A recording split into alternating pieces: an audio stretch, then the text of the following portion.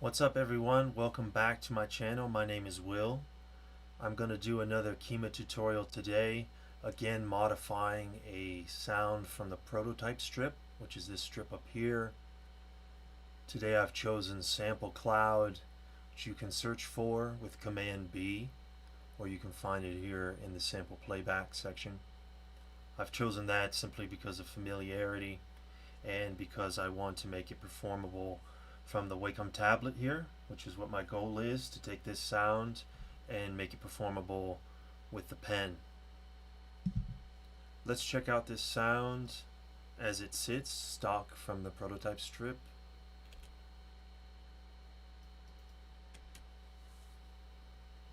Give me a second here.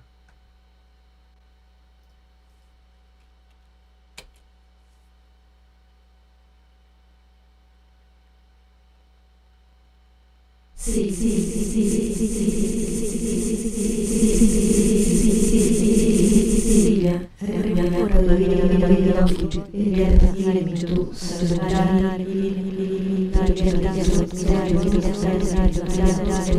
Alright, right now I'm just making those changes to the faders with my mouse. You can see that anything in red over here shows up as a fader in the virtual control surface, which is this window.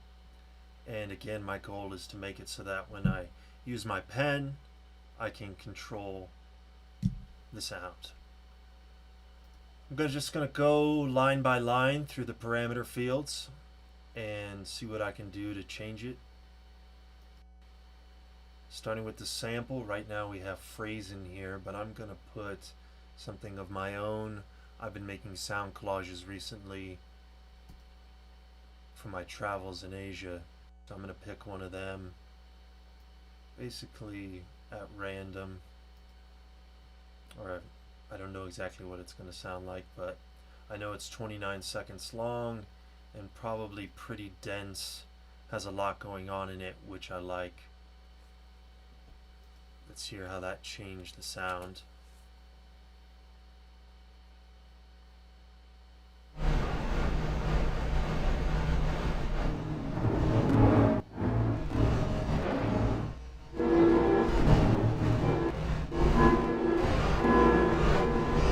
Time index, I'm literally just scrubbing through the sample file. Okay, that was sounding fine for now. I might change that, but let's move on. Grain envelope, this is the amplitude envelope of each grain. Right now it's Gaussian. I'm going to change this to Han. You can put anything you want here, and this is a critical field for really changing the timbre of the sound. Han is still going to give us a classic smooth granular sound, so this shape is going to envelope each grain. For amplitude, right now it's controlled from this fader amp, which is like a master fader, but this is where the pen will start to get involved.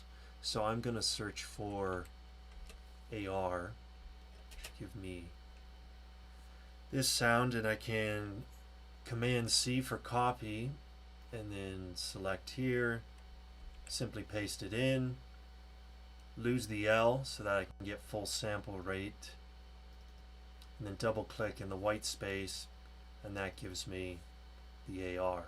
So this AR is this AR, and now I can go inside here and we see that it's gated from a key down, which would be a MIDI key down, but I'm going to change it to pen down. So when the pen goes down or touches the tablet, sound will start to go.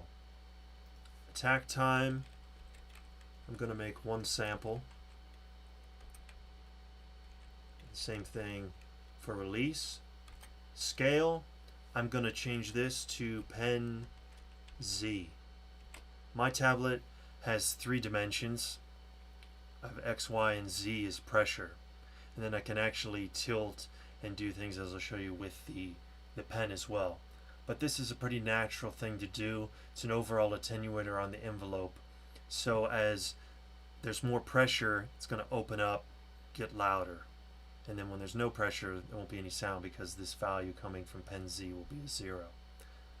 Alright, I can leave those both linear and I'll go back into Sample Cloud.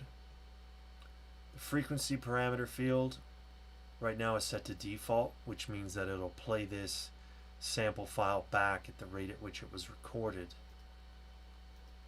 I'm going to scale this by pen Y, and I'm just picking these based off some conceptual idea of how I think it might sound or experience, but you can put any of these anywhere else. That's part of the beauty in Kyma, is you can have it, you could put pen X, pen Y, or anything in there that sends a value.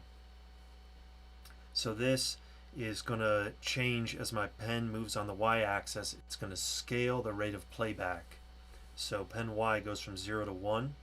So when it's all the way towards me at the bottom of the tablet, we have a frequency of 0, default times 0. So we won't hear anything.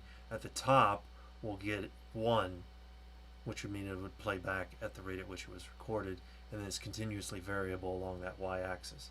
That's fine, but I don't really want a 0. I don't want nothing to happen, which would only happen at the bottom.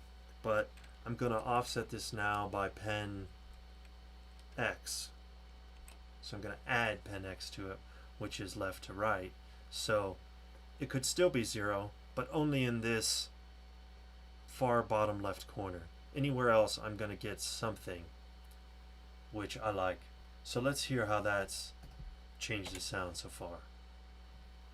You'll notice we now have pen Z as a fader, and this is good this happened. We notice we don't see pen Y or pen X yet, and that's because we have to change interpolation to linear.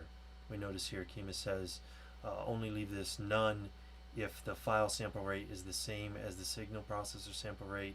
Maximum desired grain duration is 1 second or shorter. Sample frequency will not be changed. We want it to be changed, so therefore we need to change this to linear. Now if I accept these changes, play the sound, we notice we have both pen Y and pen X as faders. Okay, so you notice here I'm down in this left corner, like I told you, not much is happening. But anywhere else, we're starting to get something. Towards the bottom, it's going to be lower. Top, it's higher.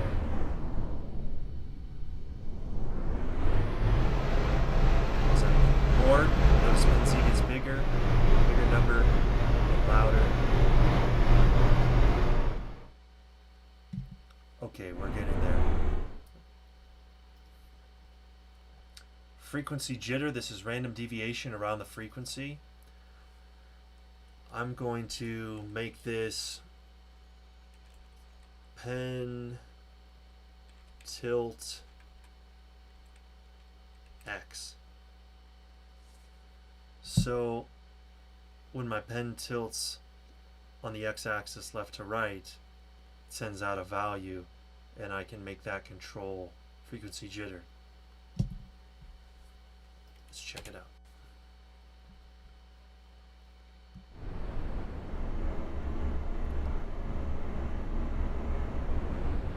So you notice this pen tilt X fader gets bigger, we hear more kind of warble variation in the frequency.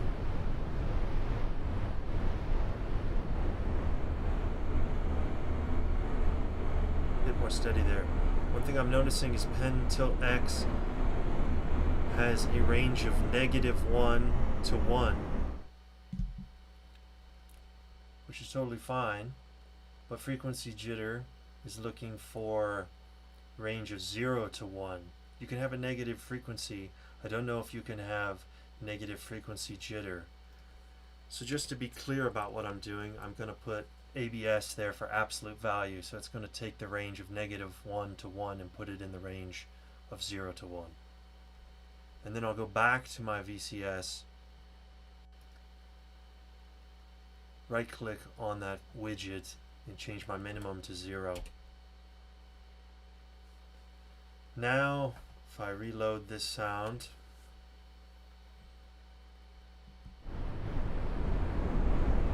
it's just a little bit cleaner.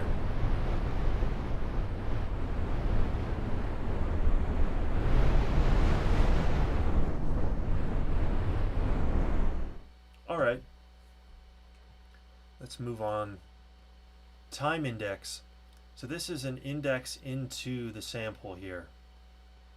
And if I shift click the disk icon, I can see that this is a 29-second sample file, 16 bits, 48 kilohertz, and it's stereo. Cool. So time index is looking for a value from -1 to 1. When the value is -1, it's the very beginning of the file, 0 is the dead center, 1's the very end, regardless of the length. So if I get this to the pen, I can index the sample with my pen. I like to have this be pen X along the x-axis. Conceptually that makes sense to me, but again, you could make it any of these other values as well. Pen X sends a value of 0 to 1, but time index is looking for -1 to 1. So if I just did it from now, we would only hear the second half of the sample. So in order to get it into the range of -1 to 1, I need to multiply this by 2. Now we're in the range of 0 to 2. And then I can subtract 1, which will offset the whole range. We're now in the range of -1 to 1. Time index is happy. And now I have the whole sample mapped to the width of my tablet. So now we should hear, as I go from left to right, we can play back the sample.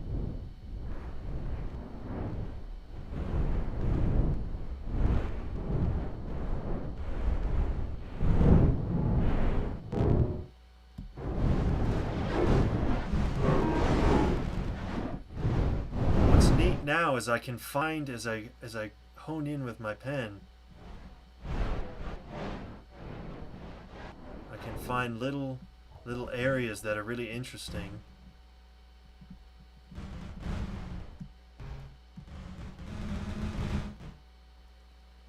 And depending on what sample is in there, I can get a totally different sound. So you have to study. Essentially, we're making an instrument here. Time index jitter is going to be random deviation around the index into the sample. So this can be fun as well. When this is a value of 1, it can grab any point in time. I'll map this to pen tilt X as well. Kind of like that. Then I'm getting my jitter controls on one value from the Wacom Tablet. So freak jitters, pen tilt X. I'll make time index jitter the same for now, and I'll make it an absolute value as well. Put it in the range of 0 to 1. Let's see if we can hear time index jitter.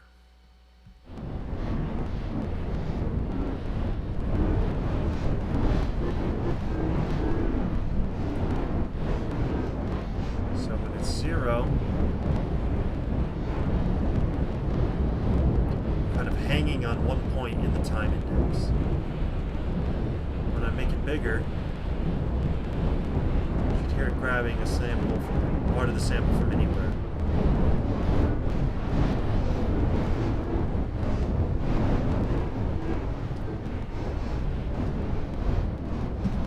It's sticking a little bit just because of the streaming. There's a lot going on. My computer can't handle it so well. There was a lot happening there, but it is working.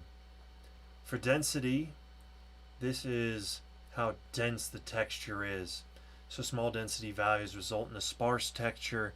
Large density values generate a dense texture. This naturally, for me, goes to pen Z as well. The more pressure, the more dense. Less pressure, less dense of a texture. I think about that playing, if I'm really digging into the guitar, the piano, or any acoustic instrument. the more you put into it, kind of the more you get out. It could be cool to do something different, but for now, that makes sense to me. So I'll roll with density is pen Z. Let's see if we can hear that.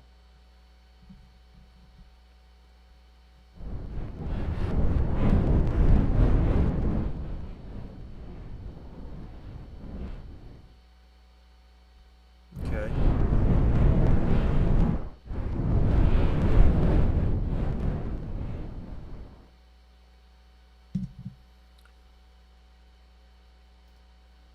Grain duration, the length of each individual grain. Perfect. Right now this is from the fader grain duration, but let's make this 1 minus, let's use pen Y again. So I'm starting with a value of 1, which should be a grain duration of 1 second. But then as my pen Y value increases, goes further up on the Y-axis, it gets closer to 1 until it approaches 1 and then makes a grain duration of 0. Towards the bottom, pen Y is smaller, approaching 0, which means the grain duration is longer. Now grain duration is looking for a duration, so I need to put an S here or some value for time, S for seconds. Let's hear how this has changed the sound. Remember, closer towards me will be longer grains. Further up, shorter grains.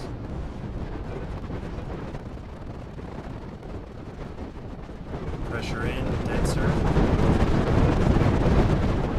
Less pressure. Great.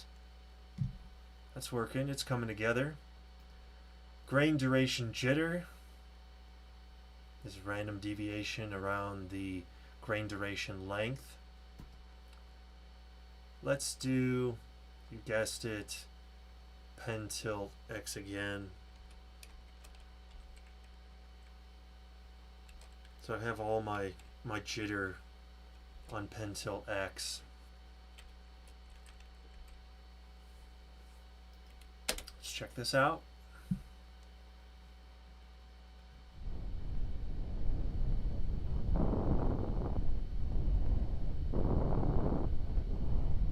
So we can hear that's a really short grain duration. Pen tilt X is getting smaller. We're getting closer to our grain duration value.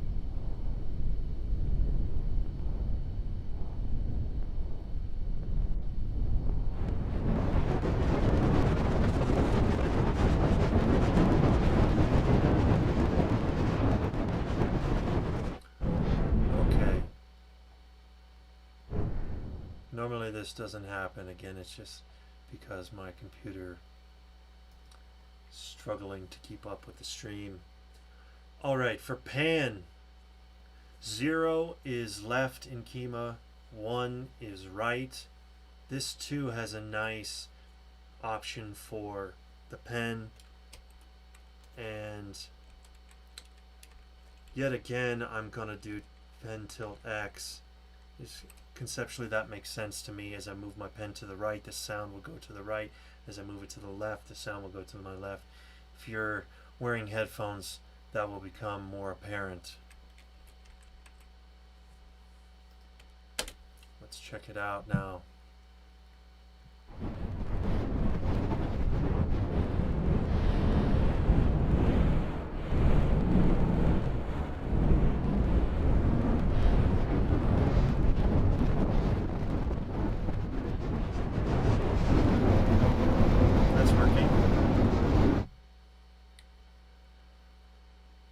Pan jitter, I'm going to leave it 0, so we won't introduce any random deviation to our pan value. Just stay tight on that pen tilt X. Max grains, I'm also going to leave at 28. That's what Kyma says can happen here based on our sample rate, maximum number of simultaneous grains. Seed value, because I only have one sample cloud going here, if I change this, we won't be able to attribute the changes we're hearing to this value. It's just a random number starting for the random number generator. If I wanted to put this sound into a replicator and then get an even denser texture, I would want to put something like leave this value question mark voice number times 0.70, and that way each iteration of the replication would have its own unique voice. Otherwise they'd just be copies. But again, I'll just leave this for now. We already changed interpolation to linear, and from memory writer, this is not coming, our sample's not coming from memory writer, so I don't want to check this. So now let me go back in here and let's just play this a little bit so you can hear a little more.